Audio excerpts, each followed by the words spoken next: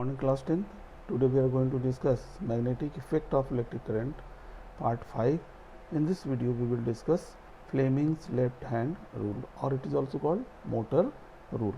So Fleming's left hand rule states that the direction of force applied to a current carrying wire is perpendicular to both the direction of current as well as the magnetic field. So that is called the Fleming's left hand rule or motor rule. So now see, stretch 3 fingers of your left hand. One is the thumb, second it is the forefinger, third it is the center finger. These are mutually perpendicular to each other. If the forefinger indicates the direction of magnetic field, center finger indicates the direction of current, then the thumb indicates the direction of force. So that is the Fleming's left hand rule. By it we can easily find the direction of force, okay, in any current carrying conductor which is placed in any magnetic field. So now we have here the electric motor. So second thing, it is the electric motor. There is a figure that is for the DC motor. So in this electric motor means it is a device which converts electrical energy into mechanical energy. So that is the definition for the electric motor. Okay.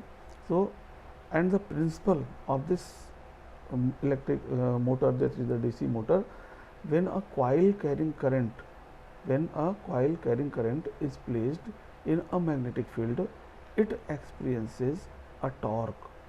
Torque, that is the pair of equal and opposite force. Okay. So as a result of this torque, the coil begins to rotate. So that is the principle. Okay. And there are the few parts, that means you can say that is the construction. So for it we have here the few parts of the electric motor. First, number one, it is the armature. Okay. Second, armature, after that the field magnets are there. Then the split rings, or it is also called commutator. Then the bruces or sliding contacts, and the fifth part, it is the battery. So these are the different parts of the DC motor. So you can easily explain about the function, about the working of the DC motor. Okay. Now a small explanation is here. Current enters arm AB through brush X and current flows through brush Y from C to D. Using Fleming's left hand rule, we find that the force pushes AB downwards and pushes CD upwards. It means there is a force. That force, the direction of the force, it is, you can easily find by the left hand rule, Fleming's left hand rule. So these two forces are equal and opposite. Okay. So this pair of the force, that is called the torque, and due to this torque the coil start rotation. Okay. The in electric motor, the split rings PQ act as a commutator. Okay.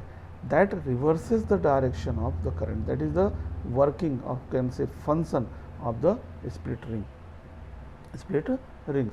So that split rings is also called the commutator.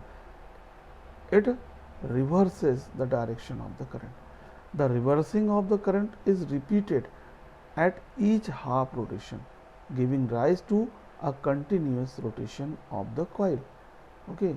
So by using this motor, we can easily do different types of work. Okay. So we are having you can use it in different types of machines, you can say. Okay. So after that, if it is question is there, write few uses, write some uses of the electric motor. So the small motors you can easily see at home in the mixture grinder, you can see, you know, and that is also the motor in the fan fan is also rotated, so that is also a motor. Okay, and for the heavy motor that we use in the uh, lift, you can say, or stone crusher is, uh, like this type of use we can uh, use the different types of motor. Okay, so and one more thing is there, in the small motor we use there the magnets, uh, that is the natural magnet, artificial magnets. We use there different types of magnets to uh, form there the magnetic field. But the heavy motors, in the heavy motors we use there the electromagnets. Okay, so that is the different things about the DC